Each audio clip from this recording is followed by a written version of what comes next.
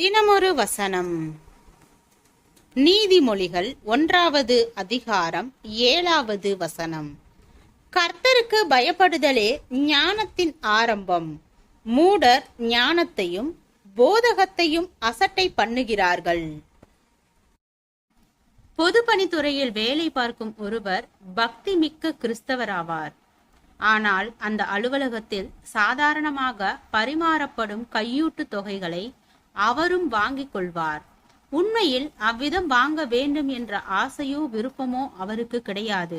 ஆனால் அவ்விதம் வாங்காவிட்டால் தான் பிற அதிகாரிகளுக்கு பிரச்சனையாகி அதன் மூலம் தன்னுடைய வேலைக்கு மற்றவர்களால் இடையூறு நேரிடும் என்ற பயம் அவருக்கு அதிகம்.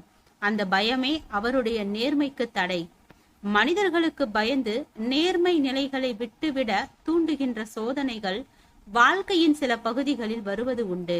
மனித பயம் பெரும்பாலும் தேவ பயத்தை விட்டு நம்மை விலக வைக்கும். ஆனால் மனிதனுக்கு பயப்படாமல் தேவனுக்கு பயப்படுவதை முக்கியமாக கொள்தலே உண்மையான பக்தி வாழ்க்கை.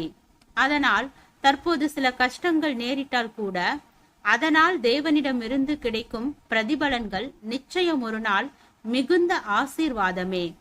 தேவ பயத்திற்கு நாம் அதிக கவனம் செலுத்தினால் மனிதர்களை குறித்த பயங்களில் இருந்து கர்த்தர் நம்மை விடுவிக்க உண்மையாயிருக்கிறார். ஆவிக்குரிய வாழ்க்கையின் மிக முக்கியமான அம்சம் தேவனை பிரியப்படுத்தி வாழ்வதாகும்.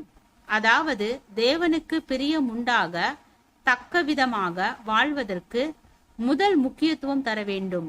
தேவனை பிரியப்படுத்த நாம் கவனமாய் இருக்கும் போது அது சிலருக்கு வெறுப்பூட்டுவதாக அமைந்துவிடக்கூடும்.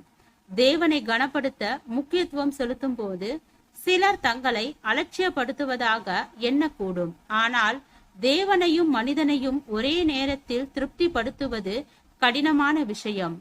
தங்களுடைய உயிரே போய்விடும் என்ற நிலையில் கூட சாத்ராக், மேஷாக், ஆபேத் நேகோ என்பவர்கள் மனிதர்களுக்கு பயப்படாமல் தேவ பயத்தையே முக்கியமாக கொண்டார்கள்.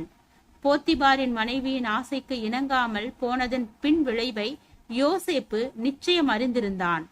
ஆயினும் அவன் மனிதனுக்கு பயப்படாமல் தேவ பயத்தையே முக்கியமாக கொண்டான்.